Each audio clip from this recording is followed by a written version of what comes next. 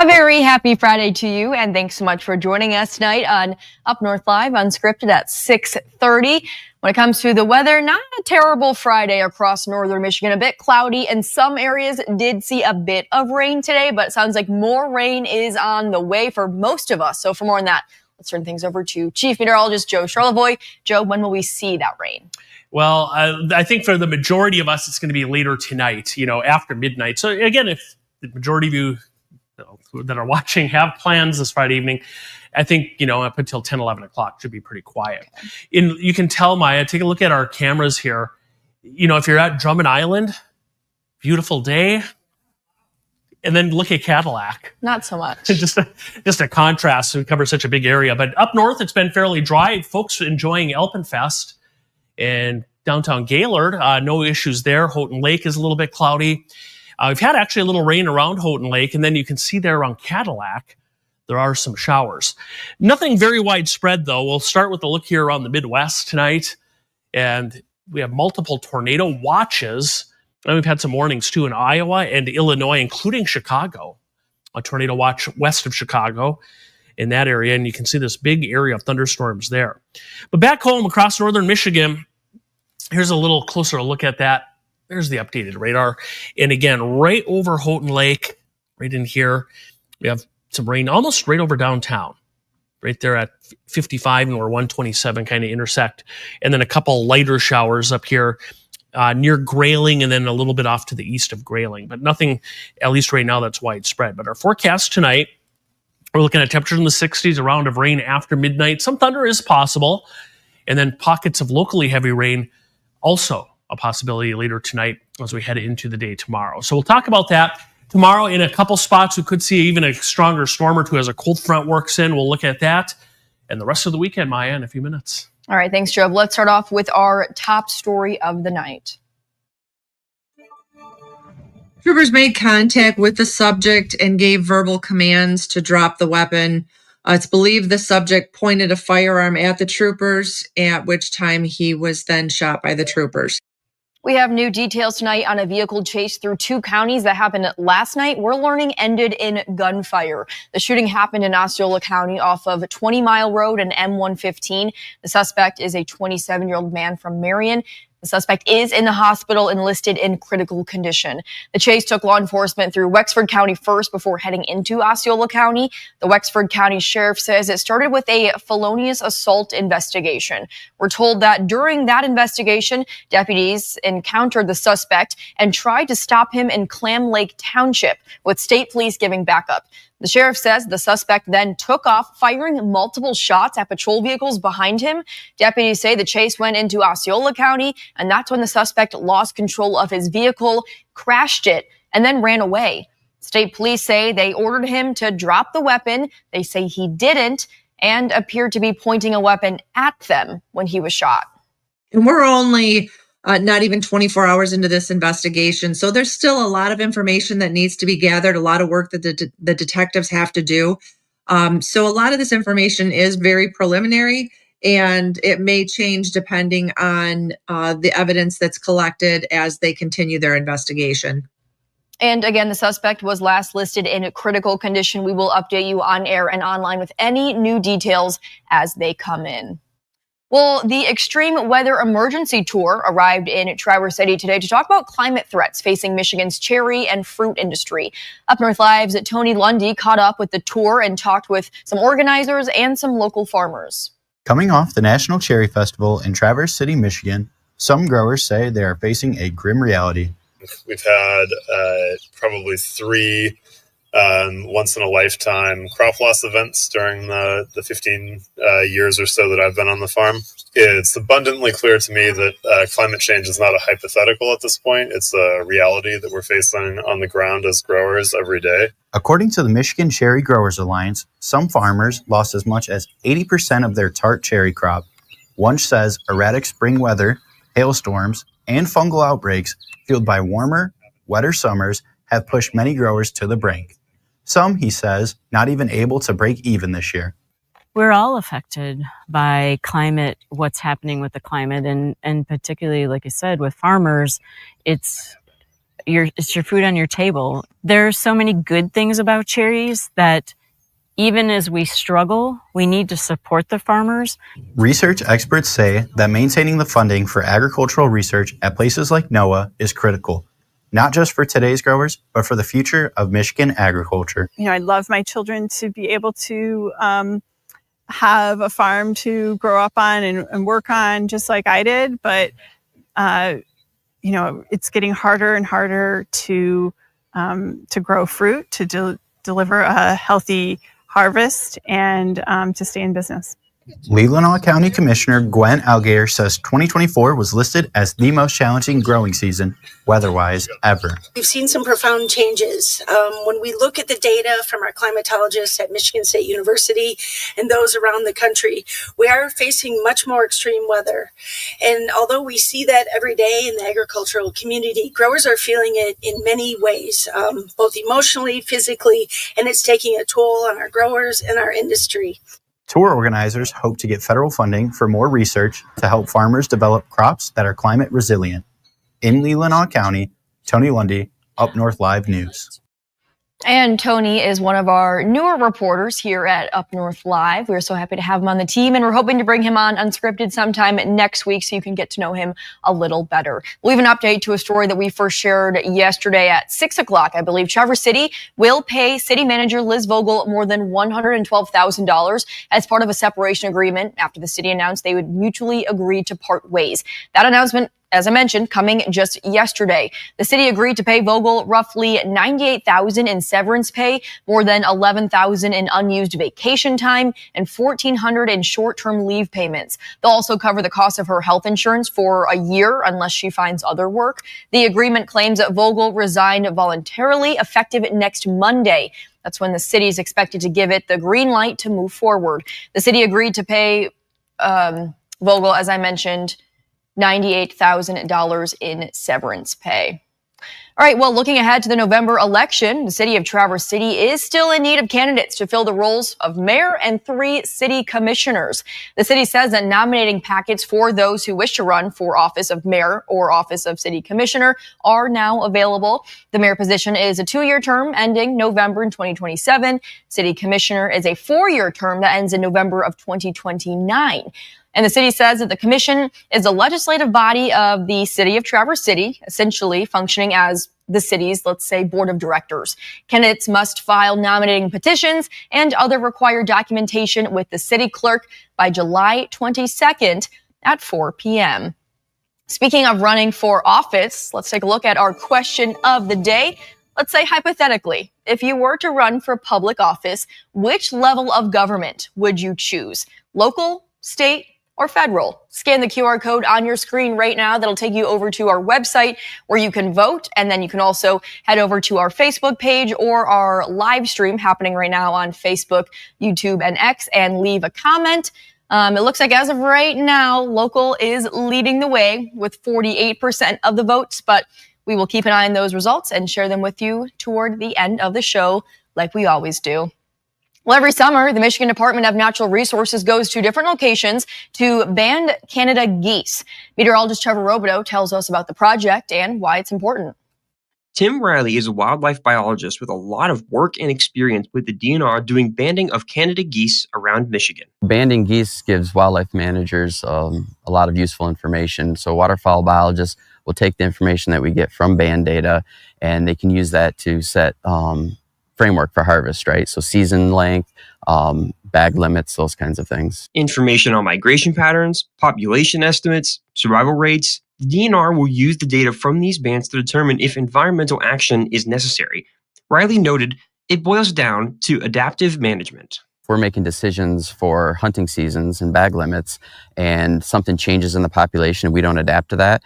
The population could either explode or we could reduce the population to a level that's not sustainable. DNR officers like Riley will go out to populated Canada geese areas around Michigan and put these bans on roughly 2,500 Canada geese every year. The process is actually really simple.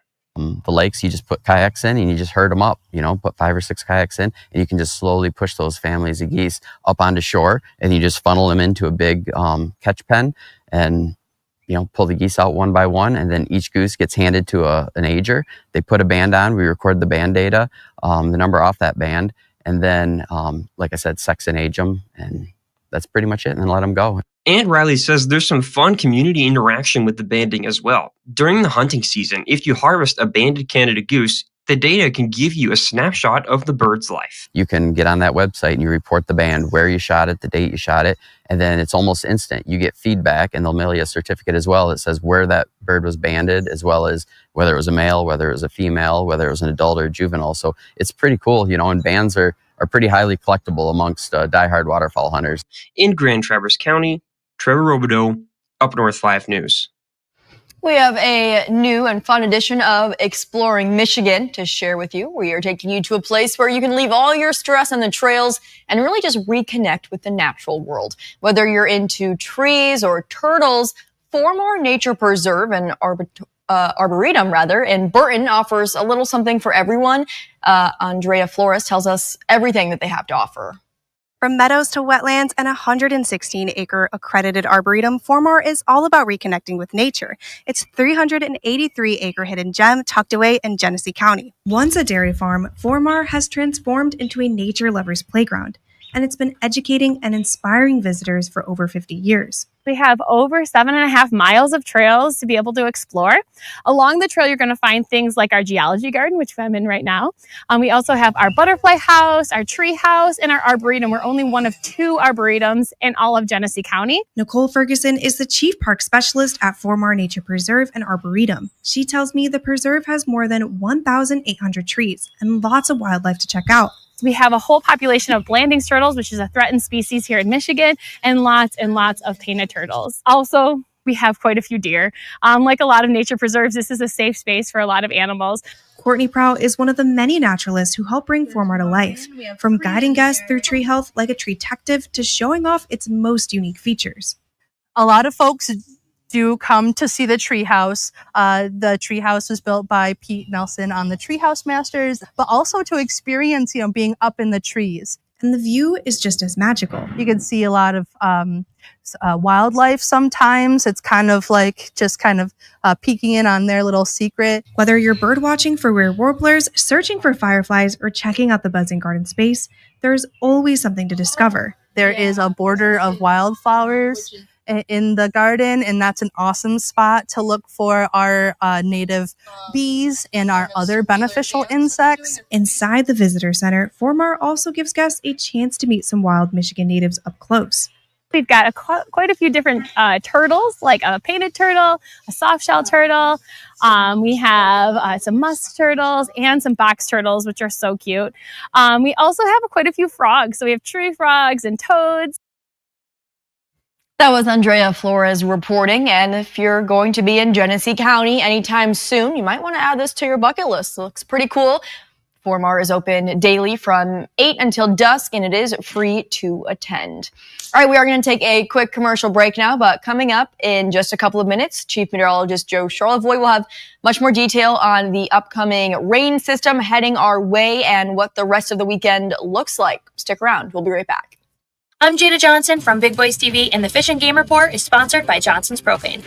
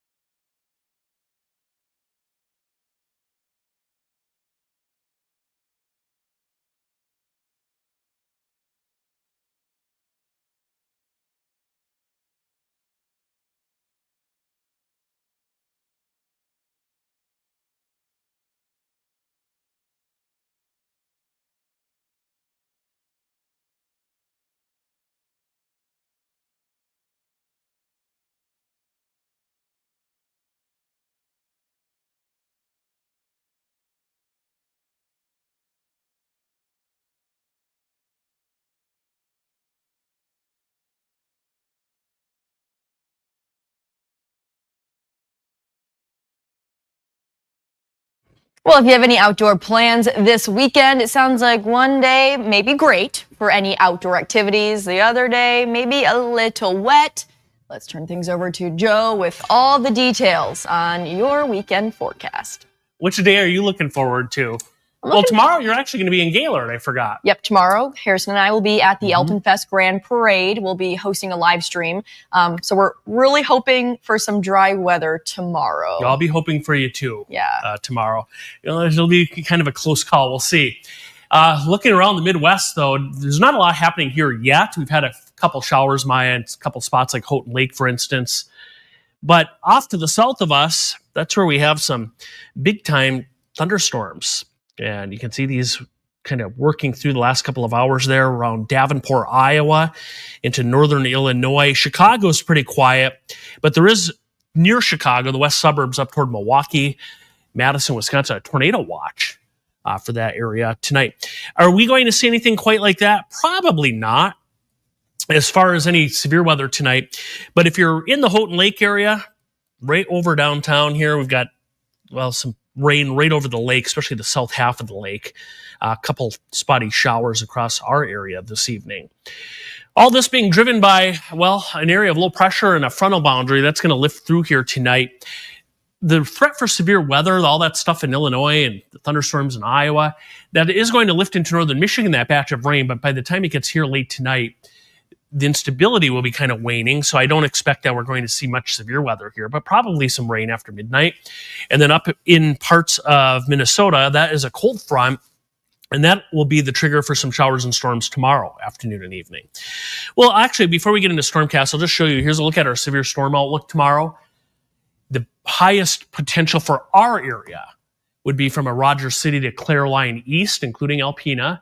That would be early to mid-afternoon tomorrow as a cold front arrives. The other areas under a marginal risk for a stronger storm or two. So we'll kind of time this out to the best of our ability here. That area of rain in Illinois, Iowa, Wisconsin will start lifting in late tonight, right there. But notice the time up in the upper corner. This is late tonight into early tomorrow morning. But a wet night, I think just about everybody's going to get some rain tonight. Embedded thunder. The rain should take a little bit of a break. In fact, we may even see a little sun in the morning in parts of the lower peninsula, and then our cold front arrives, and that'll kick off some storms right there. So that's why that slight risk for severe weather is closer to Lake Huron. Will be during peak heating, maybe a couple stronger storms there, and then one last batch will develop in the UP in Wisconsin. There's kind of a secondary front there, and then that'll pass through. And then Sunday looks nice. Sunday looks dry and pretty pleasant out there. One more thing to kind of show you also, we have more smoke on the way in. We haven't had to deal with a whole lot of this recently. It is really thick. Parts of Minnesota and Wisconsin are under air quality alerts to our west this weekend. And you can see the smoke, what happens to this, the forecast on that kind of pushes this into northern Michigan Saturday into Sunday, it's late Saturday into Sunday, and then perhaps into early next week. So certainly could see some poorer air quality early next week. We'll keep an eye on that too. There's our forecast. And really, Sunday through Tuesday at least looks pretty quiet. Up in the UP, Monday, Tuesday, a small chance for a pop-up shower or storm. That's it. A better chance for rain rolls in next Thursday. So that's what we're looking at, Maya. A little stormy in some spots tomorrow, but pretty nice on Sunday. Looking forward to Sunday then. Yeah. And hopefully we can get through the parade tomorrow in Gaylord. Yeah, absolutely. Without too much rain. All right, Joe, thank you so much. Let's take another quick break, but we will bring in our sports director, Harrison Beebe, for the latest news in the sports world coming up next.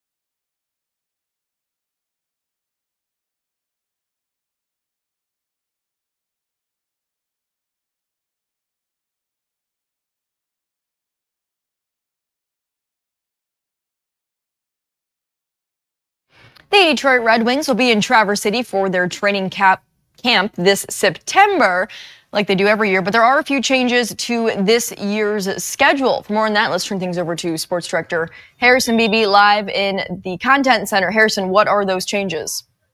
Yeah, Maya, two kind of big portions, the beginning and the end of training camp in a lot of ways.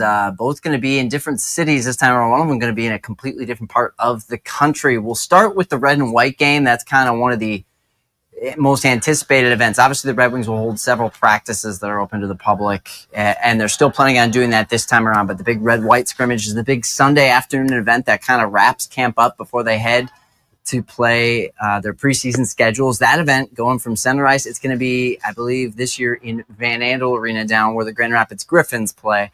And it'll be downtown Grand Rapids. So not too far from Northern Michigan, but you are going to have to travel if you want to check out the red and white game this year. I've heard conflicting reports on the event coming back next year, so we'll have to wait and see for sure on that. But as far as 2025 goes, the red and white scrimmage is going to be in Grand Rapids. And then the Prospects Tournament, which was a signature event as part of training camp. It really preceded training camp in a lot of years. It used to have 8 teams involved at Center Ice Arena every year taking part. Now it's just down to 2. The Dallas Stars and the Detroit Red Wings send their prospects to play in this event. Now, last year they played in Center Ice. This year that event, because it's just the 2, is going to shift down to Texas. So it's obviously not as marquee of an attraction as it used to be, going from 8 teams down to 2. But if you wanted to see either of them play or their future prospects get on the ice, that event's now being shifted to where the Dallas Stars have training camp down in Texas. So a little bit different, a little bit of a downgrade in schedules, but the main Red Wings roster will still be up here for that mid-late September portion. We'll get you exact dates and times when we get them, but some changes to 2 of these signature events for Red Wings schedule, which is a little bit of a downer here going into the fall season. And at this point, we really don't know exactly why the red and white game got moved.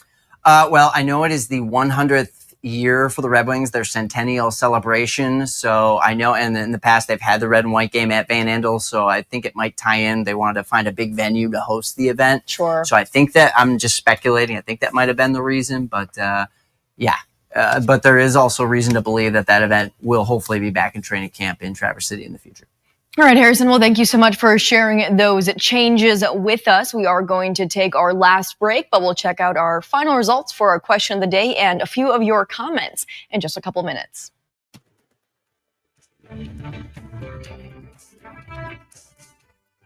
Salon services are furnished by Epiphany Advanced Academy in East Acme.